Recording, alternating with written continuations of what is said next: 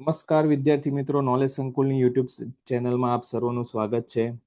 આજથી આપણે શરૂ કરવા જઈ રહ્યા છે ટેકનિકલ ઓફિસર અને જુનિયર એનાલિસ્ટ જે એસએમસીની અંદર ભરતીની શરૂઆત થઈ ગઈ છે, જેના માટે વિદ્યાર્થી મિત્રો તનતોડ મહેનત કરી રહ્યા છે. એમના માટે ખાસ આપણે લઈને આવી રહ્યા છે પીવાયક્યુ સિરીઝ. તો પીવાયક્યુ સિરીઝની પાર્ટ 1ની અંદર આપણે ફર્સ્ટ નંબરનો ક્વેશ્ચન આપણે જોઈએ તો એની અંદર કહેવામાં આવે છે કે આયાતી ખાદ્ય પદાર્થો અને ખાદ્ય ઉત્પાદનોના ક્ષેત્રમાં કઈ સરકારી એજન્સીઓની જોડી અધિકાર ક્ષેત્ર ધરાવે છે. વિદ્યાર્થી મિત્રો, અહીંયા તમને ઓપ્શન આપેલા છે એ FSSAI અને APEDA, બી નંબરે છે FSSAI અને BIS, સી નંબરે છે કસ્ટમ વિભાગ અને FSSAI અને ડી નંબરે છે ઉપરનામાંથી કોઈ પણ નહીં. જે વિદ્યાર્થી મિત્રને આનો સાચો જવાબ આવડતો હોય તે વિદ્યાર્થી મિત્ર કોમેન્ટ કરે. જે વિદ્યાર્થી મિત્ર ગેસ કરવા માંગતું હોય તે પણ ગેસ કરી શકે છે સાચો જવાબ.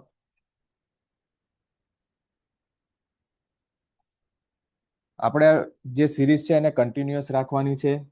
જ્યાં સુધી એક્ઝામ ના આવે ત્યાં સુધી આપણે પીવાયક્યુ પ્લસ MCQ દરેક વસ્તુનું કવરિંગ કરીશું. બરાબર છે?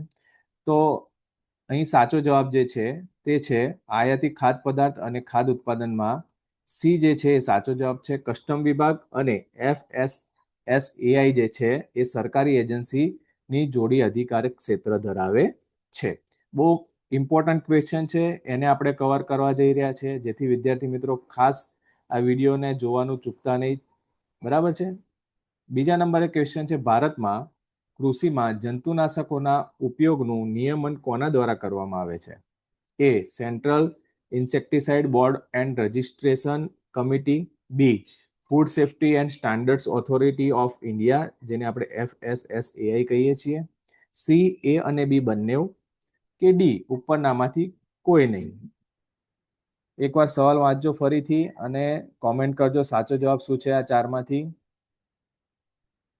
તો વિદ્યાર્થી મિત્રો, અહીં એ જે છે એ સાચો જવાબ છે. Central insecticide board and registration committee જે છે તે ભારતમાં કૃષિમાં જંતુનાશકોના ઉપયોગનું નિયમન કરે છે.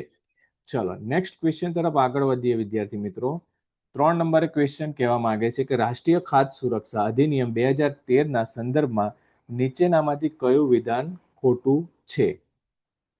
એ પબ્લિક ડિસ્ટ્રીબ્યુશન સિસ્ટમ દ્વારા સબસિડીવાળા અનાજ પૂરા પાડે છે, બી મહિલાઓ અને બાળકોને પોષણ સહાય પર વિશેષ ધ્યાન, સી ગ્રામીણ વિસ્તારના 100% અને શહેરી વિસ્તારના 75% સુધીનું કવરેજ, અથવા તો ડી ઉપરનામાંથી કોઈ પણ નહીં. આમાં સાચો જવાબ શું છે વિદ્યાર્થી મિત્રો? કોમેન્ટ કરે. ઓકે, અહીં સાચો જવાબ છે સી ગ્રામીણ વસ્તીના 100% અને શહેરી વસ્તીના 75% સુધીનું કવરેજ જે છે એ ખોટું છે. બાકીના વિધાન સાચા છે. સવાલ એકવાર ખાસ વાંચીશું ત્યારબાદ જ આપણે ટીક કરીશું. તો અહીં ખોટું વિધાન પૂછેલું છે આપણને. તો ગ્રામીણ વિસ્તારના વસ્તીના 100% અને શહેરી વસ્તીના 75% સુધીનું કવરેજ જે છે એ ખોટું છે. ચલો, ચોથા નંબરનો ક્વેશ્ચન છે કે બજારમાં વેચાતી ખાદ્ય ચીજવસ્તુઓ કે જેમાં કોઈ હલકી ગુણવત્તાવાળા અથવા સસ્તા પદાર્થો સંપૂર્ણપણે અથવા આંશિક રીતે હોય જે આરોગ્ય માટે હાનિકારક હોય તેને FSSR 2011 હેઠળ ઉત્પાદન ગણવામાં આવે છે. તો નીચેનામાંથી કઈ વસ્તુ છે એ સાચું છે? સબસ્ટાન્ડર્ડ, અસુરક્ષિત, મિસબ્રાન્ડેડ કે આંશિક રીતે સબસ્ટાન્ડર્ડ?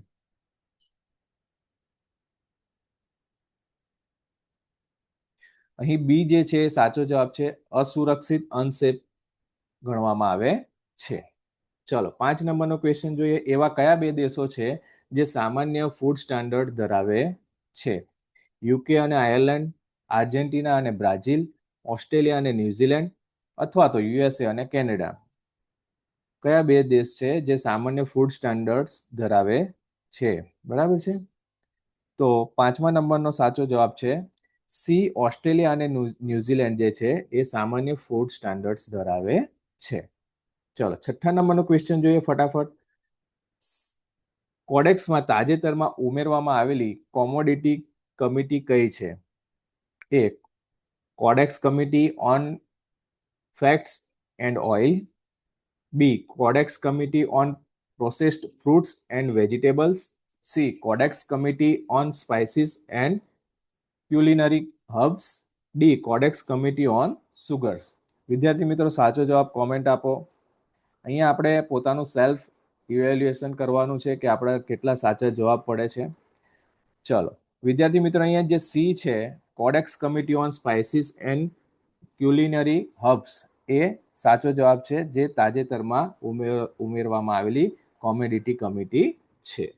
ચલો 7મા નંબરમાં જઈએ તો FSSR દ્વારા કેરી માટે રેડિયેશનની મહત્તમ મંજૂરી માત્રા કેટલી છે?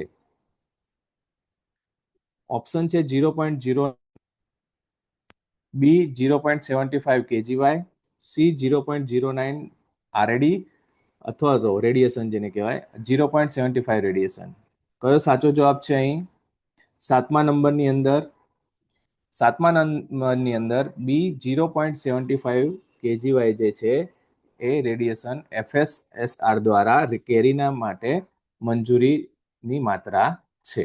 ચલો નેક્સ્ટ ક્વેશ્ચન તરફ જઈએ. FSSAI હેઠળ ખાદ્ય પદાર્થોની શ્રેણીમાં નીચેનામાંથી કઈ પ્રોડક્ટ આવતી નથી? 3 પ્રોડક્ટ આવે છે, એક પ્રોડક્ટ નથી આવતી. તો કઈ પ્રોડક્ટ નથી આવતી? ચ્યુઇંગમ, વિસ્કી, તમાકુ કે પેકેજ ડ્રિંકિંગ વોટર?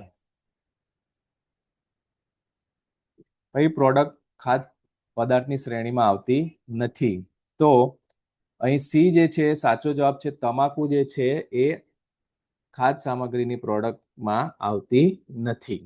ઓકે, ચલો નેક્સ્ટ ક્વેશ્ચન તરફ જઈએ કે FSSA દ્વારા ખોરાકમાં ઉપયોગમાં નીચેનામાંથી કયા એસિડિટી રેગ્યુલેટર્સને મંજૂરી નથી? બરાબર છે, 3ને મંજૂરી છે, 1ને નથી. તો સાચો જવાબ કયો છે? કયાને મંજૂરી નથી આપી?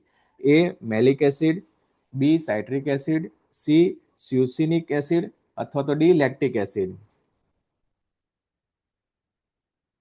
અહીંયા સ્યુસિનિક લખેલું છે, ઇંગ્લિશમાં આપણે એને સક્સિનિક એસિડ છે. ઓકે, તો અહીં જે સી છે સક્સિનિક એસિડ એ સાચો જવાબ છે, જેને એસિડિટી રેગ્યુલેટર્સ તરીકે મંજૂરી આપવામાં આવી નથી. ચલો 10 નંબરના ક્વેશ્ચનમાં જઈએ કે FSSAI 2006માં કોને મુક્તિ આપવામાં આવેલી છે? નાના દુકાનદારને, હલવાઈને, રસ્તા પરના ફેરિયાને કે ખેડૂતને? 10 નંબરના ક્વેશ્ચનમાં કોને મુક્તિ આપવામાં આવી છે? તો અહીંયા સાચો જવાબ છે ડી, ખેડૂત જે છે એને FSSAI 2006માંથી મુક્તિ આપવામાં આવેલી છે. ચલો નેક્સ્ટ ક્વેશ્ચન તરફ ફટાફટ આગળ વધીએ કે પ્રયોગશાળાની તપાસમાં ઘઉંના નમૂનામાં ધતુરાના બીજ જોવા મળ્યા, નમૂનાને શું ગણવામાં આવશે? ઓકે, લેબની અંદર તપાસમાં ઘઉંના નમૂનામાં ધતુરાના બીજ મળ્યા તો શું કહેવામાં આવશે? માનવ વપરાશ માટે સુરક્ષિત, બરાબર, માનવ વપરાશ માટે અસુરક્ષિત, આંશિક રીતે સુરક્ષિત કે ઉપરનામાંથી કોઈ પણ નહીં? કોમેન્ટ કરો વિદ્યાર્થી મિત્રો સાચો જવાબ. અહીં બી જે છે સાચો જવાબ છે, માનવ વપરાશ માટે અસુરક્ષિત ગણવામાં આવે છે. ચલો 12 નંબરનો ક્વેશ્ચન જોઈએ આપણે. આરોગ્ય પોષણ વિશેષ આહારના ઉપયોગો અને ખાદ્ય પદાર્થો માટે ખાદ્ય કેટેગરી સિસ્ટમ્સના દાવાઓ સહિત ફૂડ લેબલિંગ ધોરણો માટે FSSR 2011 કોના દ્વારા સૂચિત કરવામાં આવે છે? અહીં સાચો જવાબ શું છે વિદ્યાર્થી મિત્રો? અહીં ઓપ્શન આપેલા છે. A. ફૂડ લેબલિંગ પર scientific panel, B. Scientific committee, C. Food safety and standard authority of India અથવા તો D. FSSAI ની સેન્ટ્રલ એડવાઇઝરી કમિટી. અહીં સાચો જવાબ શું છે વિદ્યાર્થી મિત્રો? અહીં સાચો જવાબ છે C. Food safety and standard authority of India, જેને આપણે FSSAI તરીકે ઓળખીએ છીએ.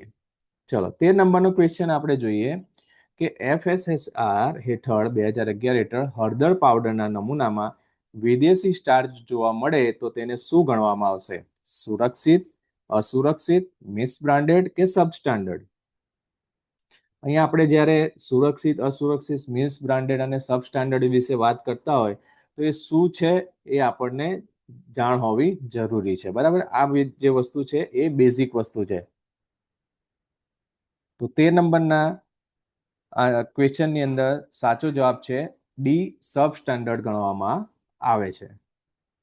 ચલો વિદ્યાર્થી મિત્રો, 14 નંબરના ક્વેશ્ચનમાં જઈએ કે નીચેનામાંથી કઈ જોડી યોગ્ય રીતે મેળ ખાતી નથી. ઓકે, ખોટી જોડી આપણે સિલેક્ટ કરવાની છે ઓપ્શનમાં. અહીંયા આપેલું છે BIS, ગ્રાહક બાબતો, ખાદ્ય અને જાહેર વિતરણ મંત્રાલય કહેવામાં આવે છે. લીગલ મેટ્રોલોજી એક્ટ, ગ્રાહક બાબતો, ખાદ્ય અને જાહેર વિતરણ મંત્રાલય કહેવામાં આવે છે. C, food safety and standard act 2006, food processing મંત્રાલય કહેવામાં આવે છે. કે ડી ઉપરનામાંથી કોઈ પણ નહીં. ત્રણે જવાબ ખોટા છે. તો ચારમાંથી કયું સાચું છે? બરાબર, કઈ જોડી મેળ ખાતી નથી એ પૂછેલું છે આપણે. ઓકે, તો આમાંથી 14 નંબરમાં સાચો જવાબ છે food safety and standard act 2006, food processing મંત્રાલય જે છે એ મેળ ખાતી નથી. બરાબર છે.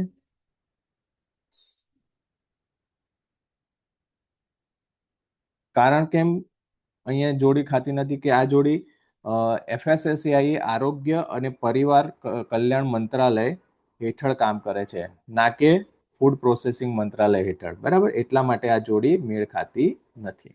ચલો, 15 નંબરમાં કહેવામાં આવેલું છે કે સભ્ય દેશોમાં ખાદ્ય ઉત્પાદનોનું નિયમન કરવા માટે કોડેક્સ કમિશન દ્વારા ઉપયોગમાં લેવાતા કાનૂની સાધનો કયા છે? નીચે આપેલા છે ઓપ્શનો, જોઈ લઈએ. Food standards, codes of practice, માર્ગદર્શિકા અને ભલામણો, કે ડી ઉપરના તમામ. ચલો, 15 નંબરના ક્વેશ્ચનમાં સાચો જવાબ શું છે? તો 15 નંબરના ક્વેશ્ચનમાં સાચો જવાબ છે ઉપરના તમામ આવશે. Food standards, codes of practice અને માર્ગદર્શિકા અને ભલામણો. ચલો, 16 નંબરના ક્વેશ્ચન તરફ આગળ વધીએ વિદ્યાર્થી મિત્રો. તો શું કહેવા માંગે છે 16 નંબરનો question? Multi source edible vegetable oil એ સરસવના તેલ સિવાયના કોઈ પણ બે શુદ્ધ ખાદ્ય વનસ્પતિ તેલનું મિશ્રણ છે, જ્યાં મિશ્રણમાં ઉપયોગમાં લેવાતા કોઈ પણ ખાદ્ય વનસ્પતિ તેલના સમૂહનું પ્રમાણ કેટલું હોય છે? નીચે ઓપ્શન આપેલા છે. 30%થી ઓછું નહીં, બી 20%થી ઓછું નહીં, સી 40%થી ઓછું નહીં, અને ડી બ્લેન્ડિંગ પર કોઈ પણ નિયંત્રણો નથી. શું સાચો જવાબ હોઈ શકે છે વિદ્યાર્થી મિત્રો? અહીં સાચો જવાબ છે બી, 20%થી ઓછું નહીં એ પ્રમાણે એનું મિશ્રણ હોવું જોઈએ. ઓકે, ચલો નેક્સ્ટ ક્વેશ્ચન તરફ આગળ વધીએ. 17 નંબરના નીચેનામાંથી કયા મસાલાની જોડી ખોટી રીતે મેળ ખાય છે? બરાબર, ખોટી રીત છે. એ કાળું જીરું, કલોંજી, બીજ, જીરું જેને જીરા કહેવાય છે, ફળો, લવિંગ લોંગ, ન ખીલેલી કળીઓ, કેસર જેને પુંકેસર કહેવામાં આવે છે. તો સાચી જે છે, સાચી છે 3 અને એક ખોટી છે. તો કઈ ખોટી છે નીચેનામાંથી?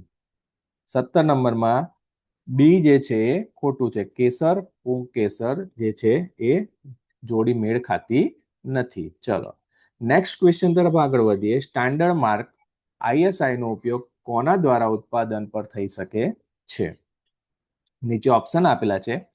એ ભારતમાં અગ્રણી ફૂડ ઉત્પાદકો, બી ગુણવત્તાયુક્ત ખાદ્ય ઉત્પાદકોના તમામ ઉત્પાદકો, C BIS product certification licensee, D ગુણવત્તાયુક્ત ઉત્પાદનો વેચતા વેપારીઓ. તો 18 નંબરમાં શું સાચો જવાબ હોઈ શકે? સ્ટાન્ડર્ડ માર્ક ISI નો ઉપયોગ કોના દ્વારા ઉત્પાદનો પર થઈ શકે છે? તો અહીં 18 ની અંદર સી જે છે એ સાચો જવાબ છે. BIS પ્રોડક્ટ સર્ટિફિકેશન લાયસન્સી દ્વારા થઈ શકે છે. બરાબર છે.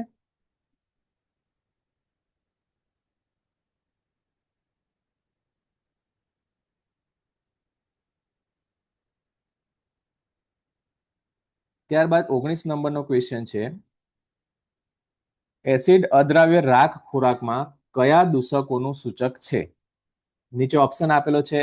એ સિલિકેટ્સ, બી રેતી, સી ગ્લાસ પાવડર, કે ડી ઉપરના તમામ. 19 નંબરમાં શું કહેવા માંગે છે? એસિડ અદ્રાવ્ય રાખ ખોરાકમાં કયા દૂષકોનું સૂચક છે? સિલિકેટ્સ, રેતી, ગ્લાસ પાવડર કે ઉપરના તમામ. તો અહીં 19 નંબરની અંદર ડી ઉપરના તમામ જે છે એ સાચું છે. બરાબર છે. 20 નંબરે કહેવામાં આવે છે કે જો તમને ફૂડ સેફ્ટી ઓફિસર દ્વારા નમૂનો ખાંડસરી સુગર જેને સલ્ફર સુગર કહેવામાં આવે છે કે દેશી સુગર જે છે તે દર્શાવવા માટે કહેવામાં આવે છે તો તમે કઈ પદ્ધતિનો ઉપયોગ કરશો? એ સલ્ફેટેડ એસ એસ્ટિમેશન, કંડક્ટિવિટી મેથડ, કે LC-MS/MS અથવા તો ICP-MS. સાચો જવાબ શું છે? ફૂડ સેફ્ટી ઓફિસર દ્વારા નમૂનાને સલ્ફર સુગર અથવા તો દેશી સુગર જે છે એ દર્શાવવા માટે કહેવામાં આવે તો તમે કઈ પદ્ધતિનો ઉપયોગ કરશો? તો અહીં જે સાચો જવાબ જે છે તે છે બી, કંડક્ટિવિટી પદ્ધતિ. ઓકે, તો પાર્ટ 1 સિરીઝમાં આપણે 20 ક્વેશ્ચનો જોયા, બરાબર છે. આમાંથી તમારા કેટલા સાચા પડ્યા છે તે તમે કોમેન્ટ કરીને જણાવશો. જે પણ વિદ્યાર્થી મિત્રો ટેકનિકલ ઓફિસર અને જુનિયર એનાલિસ્ટનું ફોર્મ ભરેલું છે તે વિડીયોને લાઈક કરે, બરાબર છે. મેક્સિમમ પોતાના મિત્ર વર્તુળમાં શેર કરે, જેથી કરીને આ જે PYQ સિરીઝ ચાલુ કરી છે તે આપણે કન્ટિન્યુઅસ રાખવા માટે કટિબદ્ધ છીએ. નોલેજ સંકુલની ટીમ દ્વારા તમારા માટે PYQ સિરીઝ શરૂઆત કરેલી છે જેને આપણે કન્ટિન્યુઅસ રાખશું અને આગામી સમયમાં મેક્સિમમ આપણે MCQ સોલ્વ કરીશું, જેથી કરીને એક્ઝામ સુધીમાં આપણું ઘણું ખરું MCQ દ્વારા clear topic subject wise clear કરવામાં આવે, જેમાં PYQમાં પણ આપણે ઘણું ખરું સોલ્વ કરી શકીએ. તો નોલેજ સંકુલ દ્વારા આપણને બધા જ હવે માહિતગાર થઈ જ ગયા છે કે જેણે પણ ટેકનિકલ ઓફિસર અને જુનિયર એનાલિસ્ટનું ફોર્મ ભરેલું છે તે લોકો ખાસ કરીને નોલેજ સંકુલની એપ્લિકેશન ડાઉનલોડ કરી નાખે, બરાબર છે. નીચે મોબાઈલ નંબર આપેલો છે તે એના ઉપર તમે પોતાની ક્વેરી પૂછી શકો છો 6357161699 ઉપર, બરાબર છે. તો ટેકનિકલ ઓફિસર અને જુનિયર એનાલિસ્ટ માટે આપણે ખાસ તો ઈ-બુક લાવેલા છીએ, લોન્ચ કરેલી છે. ઓકે, અને સાથે સાથે આપણે MCQ પણ આપીએ છીએ અને આની અંદર ઇંગ્લિશ અને ગુજરાતી બંને લેંગ્વેજમાં આપણે મટીરિયલ પ્રોવાઈડ કરવાના છે, જેનો charge only and only 900 rupees છે. જે પણ વિદ્યાર્થી મિત્રો ટેકનિકલ ઓફિસર અને જુનિયર એનાલિસ્ટનું ફોર્મ ભરેલું છે, તૈયારી કરવા માંગે છે, તે નોલેજ સંકુલ સાથે જોડાઈ જાય, બરાબર છે. એક્ઝામ આવે ત્યાં સુધી આપણે દરેકે દરેક જે ટોપિક છે સિલેબસ આપણનો આવી ગયો છે સૌ જાણો જ છો, જેથી કરીને જે પ્રમાણે SMC ની ગાઈડલાઇન્સ પ્રમાણે જે આગળ વધી રહ્યું છે એ પ્રમાણે આપણે જાણીએ છીએ કે ટૂંક સમયમાં SMC જે એક્ઝામ જે છે તે કન્ડક્ટ કરવા જઈ રહ્યું છે અને આઈ હોપ કે એમાં પણ બહુ વાર નહીં લાગે. ટૂંક સમયમાં તમને એક્ઝામ ડેટ પણ ક્લિયર કરી દેવામાં આવશે, જેથી કરીને આપણી પાસે ઓછો ટાઈમ છે અને વાંચવાનું વધારે છે. તો આપણે ઈ-બુક દ્વારા અને MCQ મટીરિયલ દ્વારા આપણા દરેકે દરેક ટોપિકને કવર કરીશું. તો મળીએ આપણે નેક્સ્ટ પાર્ટ 2 ની અંદર. જો તમને આ વિડીયો ગમ્યો હોય તો વિડીયોને લાઈક કરવાનું ભૂલતા નહીં. Thank you very much. જય હિન્દ, જય ભારત.